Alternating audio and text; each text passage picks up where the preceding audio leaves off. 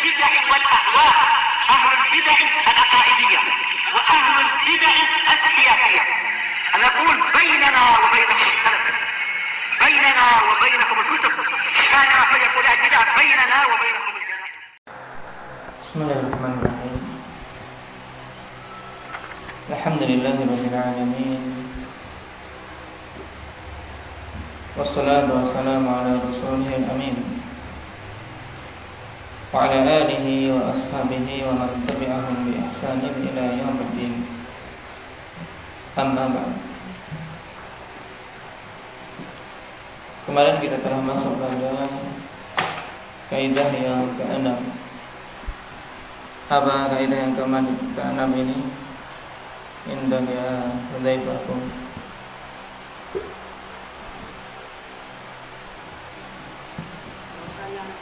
Wajibnya dalam mengucapkan Allah untuk menjauhi dua perkara, yaitu tamsil dan takyid. Baik. Nah, dari tentang harus dijauhinya tamsil apa? Dari Al-Quran.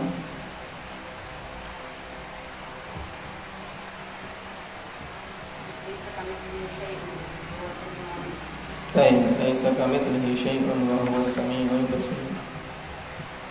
Jadi, nah, wajib dalam menetapkan sifat-sifat Allah Subhanahu wa taala untuk menjauhi dua perkara yang sangat berbahaya, yaitu tamtsil dan takyid. Kemarin kita telah membaca sebagian dari dalil aqli berhubungan dengan harus dijauhinya tamtsil dan takyid dalam menetapkan sifat-sifat Allah. Nah, yang pertama bagaimana, Ridwan?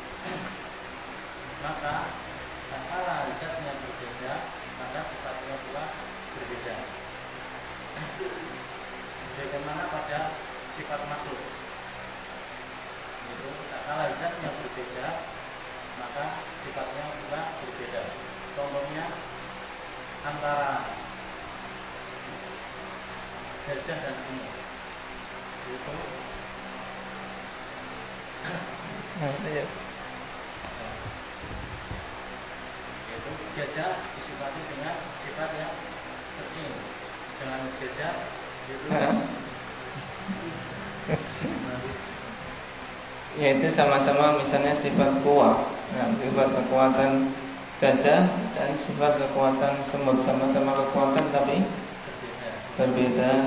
Nah, sifatnya baik. Nah, yang pertama, masanya telah diketahui secara doruri bahwa antara zat Allah dan zat yang Maha Pencipta dengan zat para makhluknya itu jelas ada perbedaan. Dan hal ini melazimkan juga adanya perbedaan pada sifat-sifat. Nah, sifat Allah sesuai dengan keagungannya dan sifat makhluk sesuai dengan kekurangan-kekurangan yang ada padanya.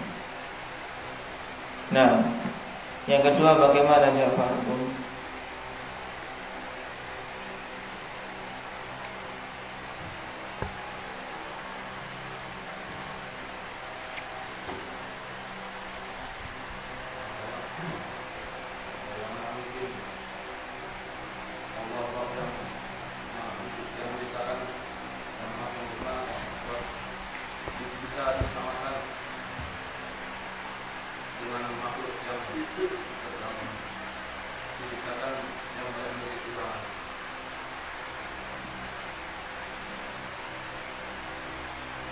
Terus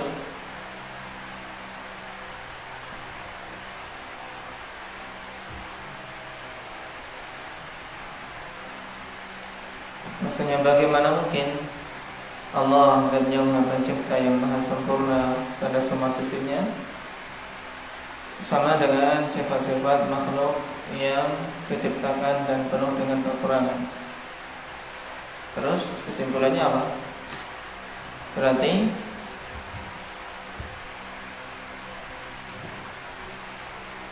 keyakinan penyamaan Allah dengan makhluk itu adalah bentuk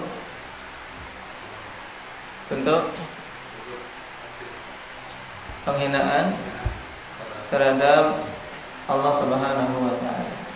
Nah, karena menyamakan zat yang maha sempurna dengan yang penuh kekurangan ini merupakan bentuk penghinaan. Jelas. Sekarang kita masuk pada dalil tsalits. Dalil yang ketiga. Anna nusyahidu fil makhluqati ma yattafiqu fil asma'.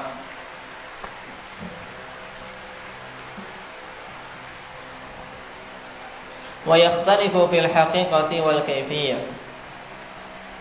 Fa nusyahidu anna lil insani yadan laysat kayadil fil. Wa lahu quwwah laysa ka quwwatil jamal.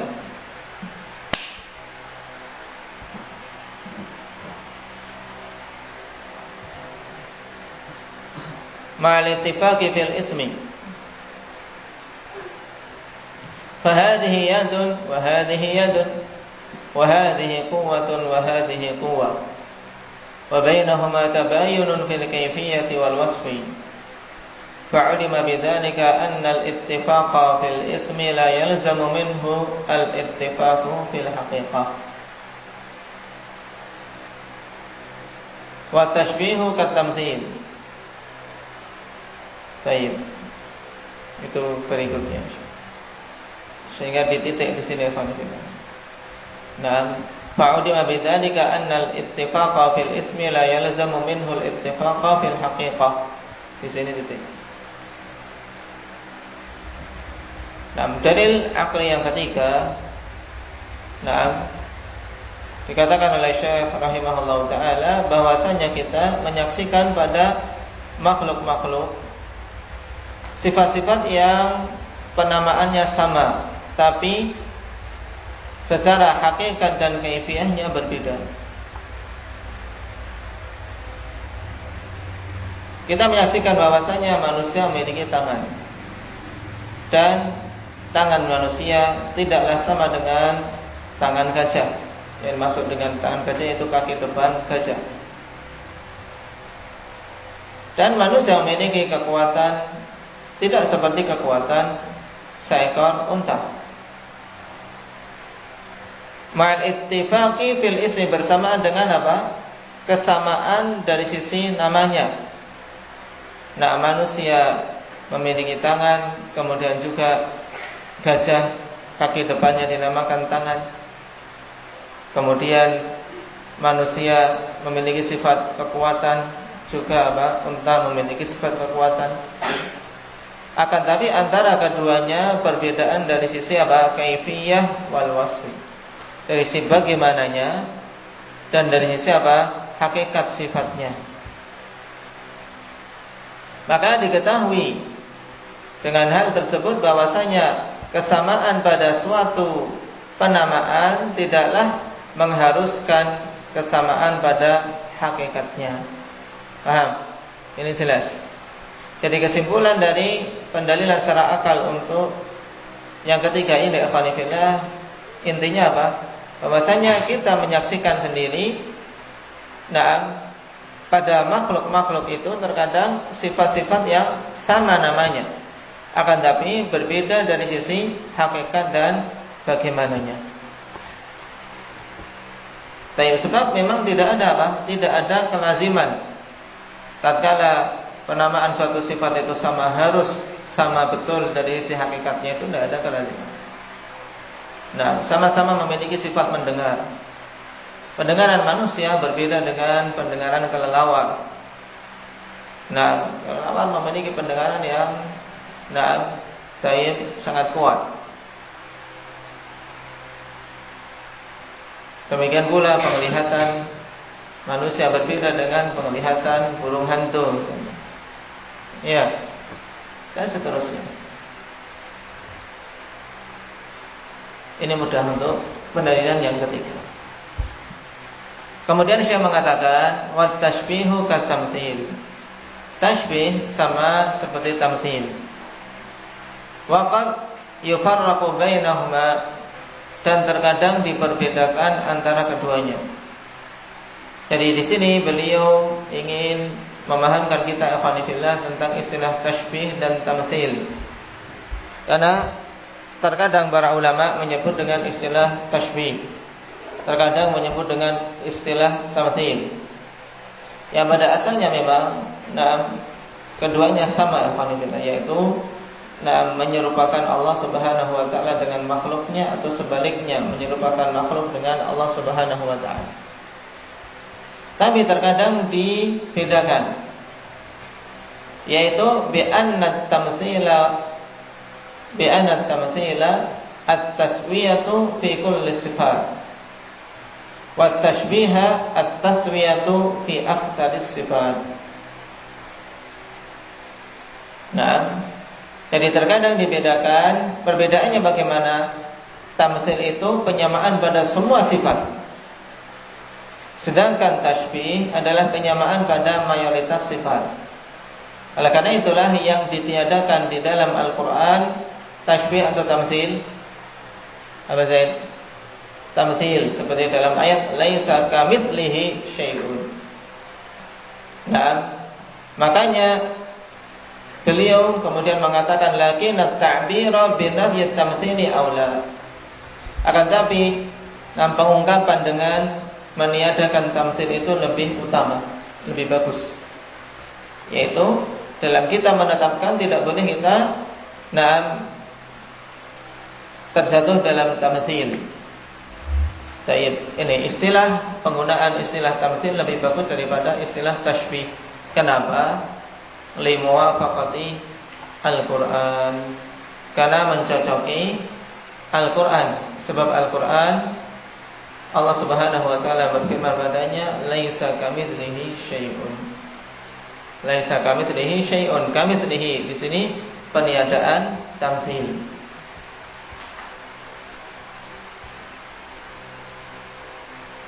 Baik.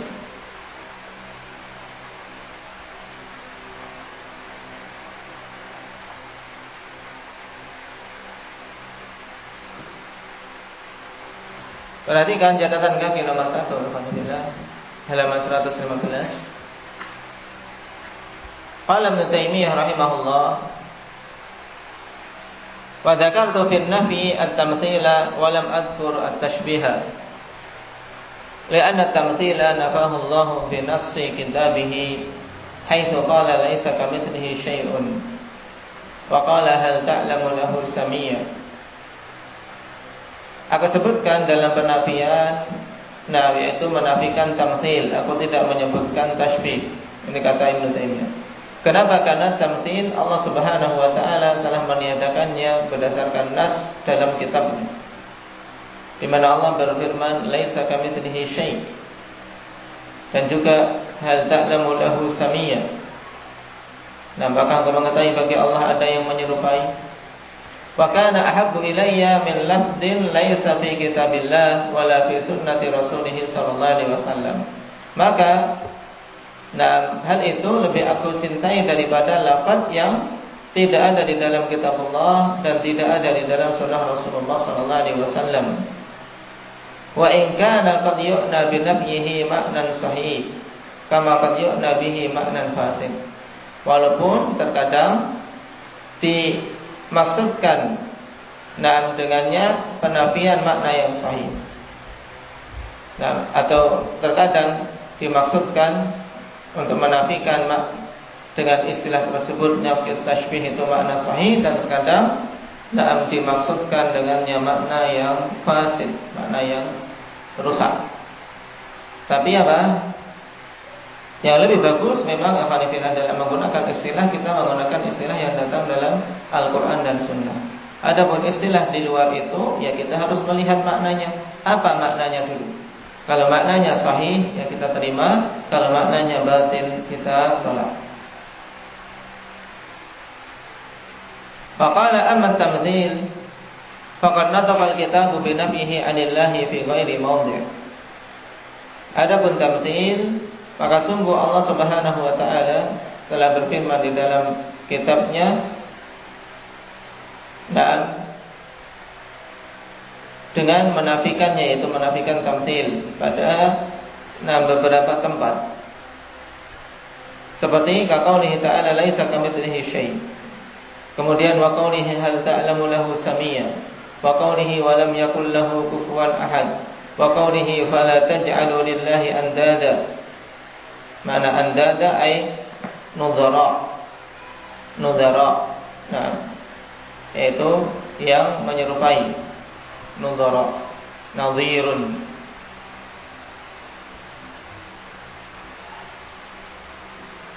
Yaitu jangan kalian jadikan bagi Allah Subhanahu wa taala tandingan-tandingan atau penyerupaan-penyerupaan. Wa qaulihi fala tadribu lillahi al-amthal.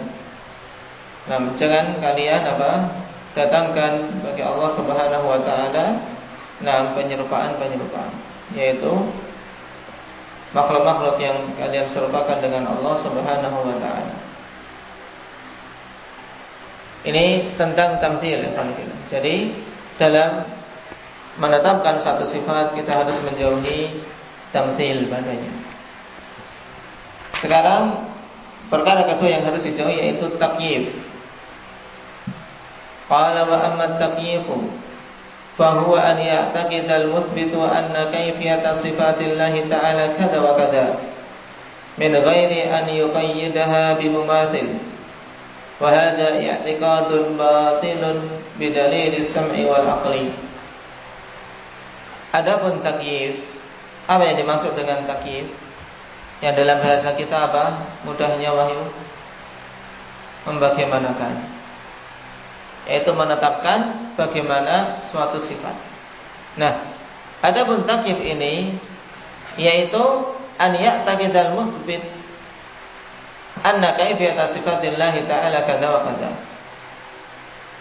Makna takyif yaitu seorang yang menetapkan suatu sifat, dia berkeyakinan bahwasanya bagaimananya sifat-sifat Allah Subhanahu wa taala itu demikian-demikian.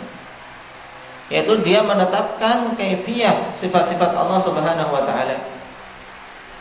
Nah, tapi apa? Min ghairi an yuqayyidaha bimuthalil, tanpa dia mengkaitkan dengan sesuatu yang menyerupainya.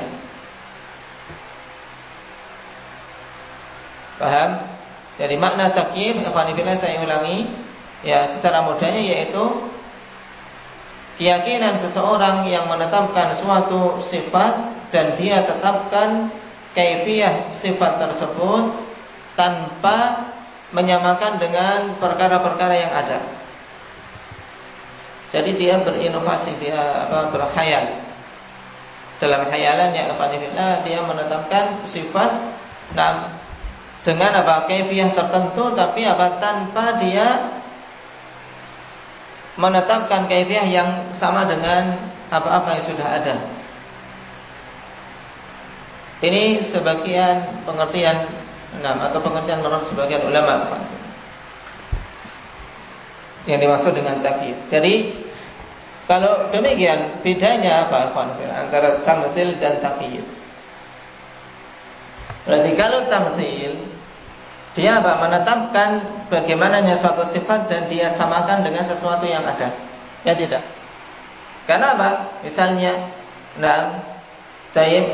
bentuk tamthil menyamakan tangan dengan tangan makhluk. Ini batin. Tapi kalau takyif, dia menetapkan bagaimananya suatu sifat tanpa dia hubungkan dengan sesuatu yang menyerupai. Dia pokoknya ketika membahas sifat tangan misalnya, dia berhayal tangan itu seperti ini, seperti ini, seperti ini, tanpa dia samakan dengan makhluk atau sesuatu yang ada. Dan ini adalah keyakinan yang batil dengan dalil Al-Quran, As-Sunnah maupun akal. Amma as-sam'u, adapun dalil as-sam'i, faminhu qawluhu ta'ala wa la yuhituna bihi ilma. Dalil secara sam', yaitu dalil berdasarkan wahyu. Allah katakan wa la yuhituna bihi ilma, mereka tidak mampu ilmunya melingkupi Allah Subhanahu wa taala. Yaitu ilmu mereka itu tidak akan mampu melingkupi Allah, sehingga tidak akan mampu bisa mengetahui bagaimana kaifiyah suatu sifat. Walaupun kita yakin bahwasanya semua sifat ada kaifiyahnya, tapi tertentunya atau bagaimananya secara tepatnya kaifiyah sifat itu ya kita tidak tahu. Wa qawluhu wa la taqfu ma laysa laka bihi ilmun inna sam'a wal basara wal fu'ad kullu ulaika kana anhu mas'ula. Jangan kalian berucap pada perkara-perkara yang kau tidak memiliki ilmu, karena sesungguhnya pendengaran, penglihatan dan hati semua itu akan dimintai pertanggungjawaban, akan ditanyakan. Wa minal ma'lumi annahu la ilma lana bi kaifiyati sifati rabbina. Dan merupakan perkara yang telah diketahui bahwa kita tidak memiliki ilmu tentang kaifiyah sifat-sifat Allah Subhanahu wa taala. Kita tidak punya ilmu tentang bagaimana sifat-sifat Rabb kita. Kenapa? Li'annahu ta'ala akhbarana anha wa lam yukhbirna an kaifiyatiha. Dikarenakan Allah Subhanahu wa taala mengkhabarkan kepada kita tentang sifat-sifatnya, tapi tidak mengkhabarkan tentang kaifiyahnya. Paham? Nah, fayakunu takyifuna afwan lima laysa lana bihi ilm wa qawlan bima la yumkinuna al-ihadatu bih. Sehingga penetapan kaifiyah yang kita lakukan ini merupakan bentuk apa? Bentuk perbuatan yang kita tidak memiliki ilmu, perkataan yang kita tidak memiliki ilmu, perkataan yang tidak mungkin untuk kita bisa menguasainya. Ini jelas, kenapa? Karena yang Allah Subhanahu wa taala kabarkan hanya sifat-sifatnya, tidak mengkabarkan kaifiyah sifat itu. Ya, kita beriman dengan tetapnya sifat tersebut, tapi tidak boleh kita menetapkan bagaimananya. Mafhum sampai sini? Adil. Baik. Wa amal aqlu, adapun pendalilan secara akal. Fali anna syai' la tu'rafu kaifiyatu sifatihi illa ba'da al-ilmi bi kaifiyati dzatihi aw al-ilmi bi nadhirihi al-musawilah aw bil khabari as-sadiqi anhu. Wa kullu hadhihi at-turuqi muntafiyatun fi kaifiyati sifatillahi azza wa jalla. Fa wajaba butlanu takyifiha. Ini dalil secara akal. Yang pertama, perhatikan. Kenapa takyif itu dilarang? Dikarenakan sesuatu secara umum tidaklah diketahui bagaimana sifatnya kecuali setelah mengetahui bagaimana zatnya,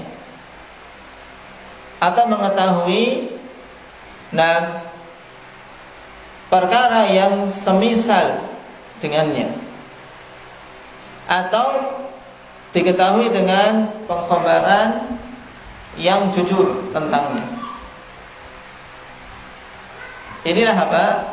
Turuq ma'rifati syai', sebagaimana ditegaskan oleh Ibnu Qudamah, yaitu jalan-jalan untuk bisa mengetahui hakikat suatu perkara. Ya, dengan apa? Dengan kita yang pertama apa?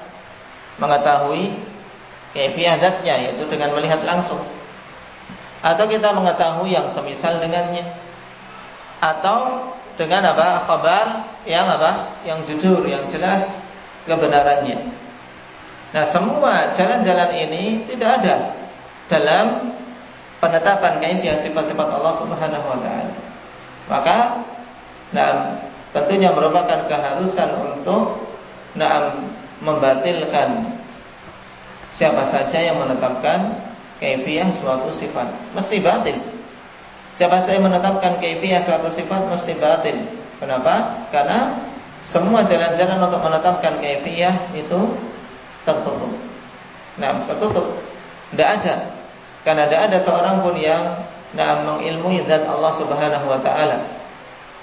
Kaifiyah zat Allah. Tidak pula ada yang menyerupai Allah Subhanahu wa taala. Tidak pula ada khabar tentang apa? Tentang kaifiyahnya. Sehingga tidak boleh kita menetapkan kaifiyah suatu sifat. Ini pahami dalil yang pertama. Barakallahu fikum. Naktahi bihadza. Saya ada urusan keluar. Dan sisanya untuk merojaah. Masih lama. Setengah 5. Baik. Assalamualaikum warahmatullahi wabarakatuh.